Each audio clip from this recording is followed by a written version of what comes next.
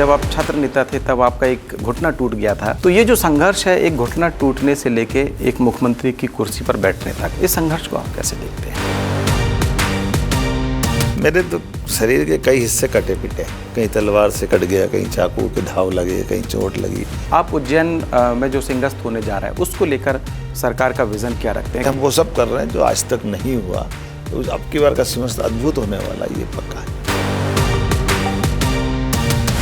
तो आपने महत्वपूर्ण फैसले लिए हैं गुना के संबंध में और एक सीधी के संबंध में। किस तरीके का एक मैसेज प्रशासनिक कसावट को लेकर आप मध्य प्रदेश में देना चाहते हैं? हमको कठोर फैसले लेने में पीछे नहीं हटना है, हमको इसी प्रकार से आगे बढ़ना है, और यही रास्ता है, इसके अलावा कोई बीच का रास्ता नहीं। हमारे साथ मध्य प्रदेश के मुख्यमंत्री डॉक्टर मोहन यादव जी हैं, और मोहन यादव जी के बारे में अब तक आपने बहुत सारी चीज़ें सुनी होंगी, पढ़ी होंगी और देख भी ली होंगी, लेकिन क्या आपको नहीं लगता कि आप एक ऐसे मुख्यमंत्री को देखते हैं, एक ऐसे राजनेता को देखते हैं जब वो पब्लिक के बीच होते हैं या उनके जो काम होते हैं वो पॉलिटिक्स से ज़्यादा ऐसे होते हैं जिसमें वो पुरानी परंपराओं को, लोगों से जुड़े हुए हित को साधने की कोशिश करते हैं? मुख्यमंत्री जी, बहुत स्वागत है आपका द प्रेस हिंदी में। आपका भी अभिनंदन है।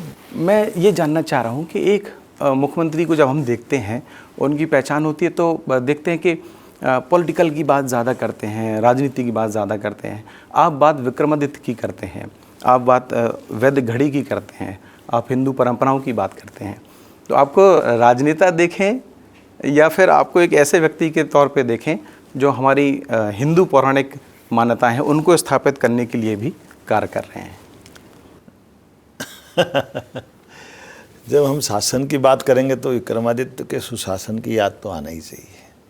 जब हम बड़ा टारगेट या बड़े लक्ष्य की तरफ देखते हैं तो उस दिशा में कई प्रेरणा मिलती है, और मैं मान के चलता हूँ कि राजनेता राजनीति करे अपनी जगह है, लेकिन राजनीति में अगर दायित्ववान जगह पर है, शासन के मुखिया होने के नाते से, मंत्री होने के नाते से, हमारे एक एक निर्णय का, एक एक मिनट के समय का सदुपयोग होना चाहिए, और जिसका राज्य को आज भी, कल भी और भविष्य में भी लाभ मिले। तो निर्णय नहीं तो काय का निर्णय।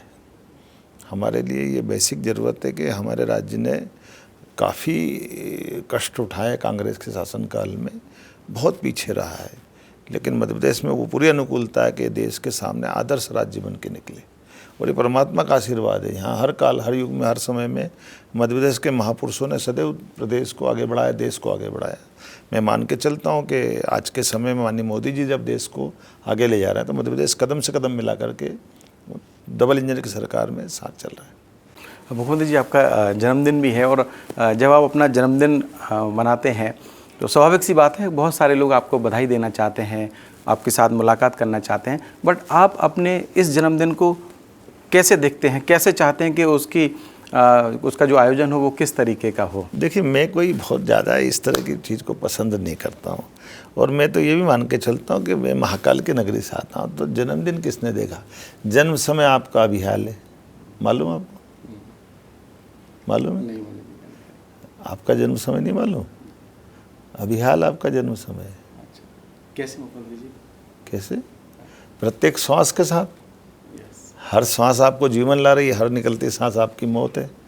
तो जब हमारे लिए हर श्वास की गिनती है तो स्वाभाविक रूप से काय का दिन न काय का साल, ये हमारी मन की भावना है। हमारे लिए एक एक समय का सदुपयोग करना चाहिए, और मैं मान के चलता हूँ कि भगवान की दया से ठीक है, बाकी सब में मानते तो मैं उसको एक्सेप्ट कर लेता हूँ, पर हमने जैसे हमारे यहाँ चीते का परिवार बढ़ रहा है, तो हम उस दिन अपने एक नया अभयारण्य बनाने के लिए चीते की नौरादेही, एक सागर जिले के अंदर बड़ा अच्छा चीते का नया बसेरा बनने वाला है। इस बारिश के पहले कुछ चीता परिवार वहाँ छोड़ करके टूरिज़्म की दृष्टि से, फॉरेस्ट टूरिज़्म की दृष्टि से हम उस नए टूरिज़्म के सेक्टर को डेवलप करेंगे।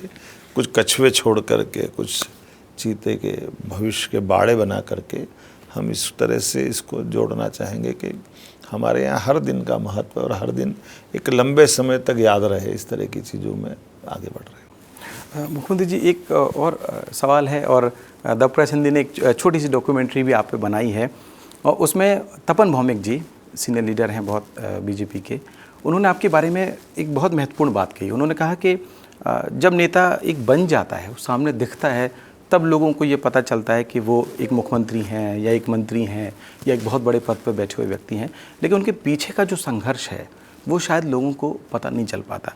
मैं भी कई बार नोटिस किया आपके पैर के संबंध में कि आपका एक पैर जब आप चलते हैं तो थोड़ा सा वो प्रॉब्लम करता है। उन्होंने बताया कि एक जब आप छात्र नेता थे तब आपका एक घुटना टूट गया था।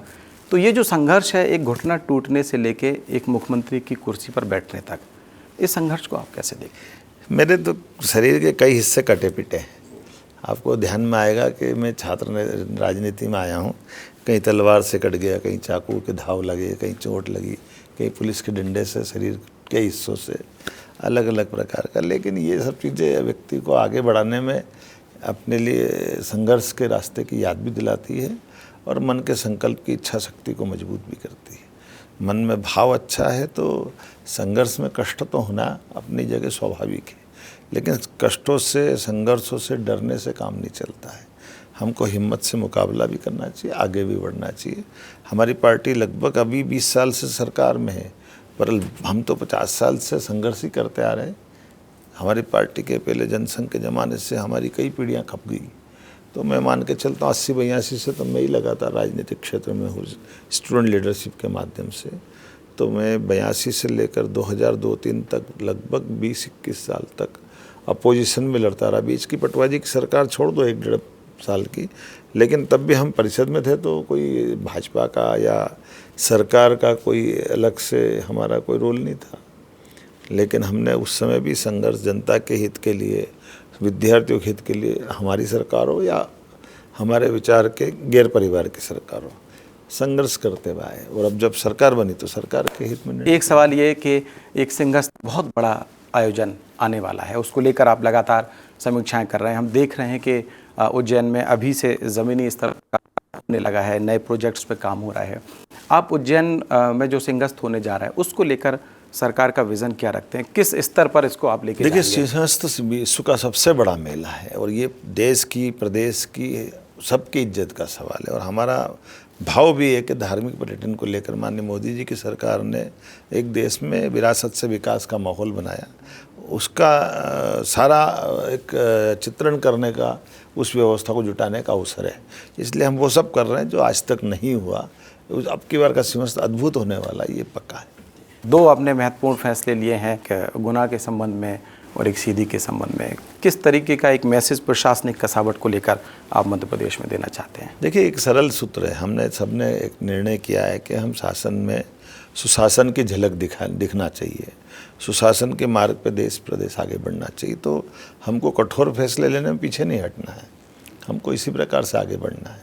वो यही रास्ता है, इसके अलावा कोई बीच का रास्ता नहीं। मुख्यमंत्री जी, आपने हमें समय दिया, इसके लिए हम आपका बहुत शुक्रिया अदा करते हैं। द प्रेस हिंदी के तमाम दर्शकों की तरफ से भी हम आपको जो जन्मदिन है उसकी बहुत शुभकामनाएं देते हैं। तो आप बने रहिए द प्रेस हिंदी के साथ। मुझे दीजिए इजाज़त, नमस्कार। बहुत धन्यवाद।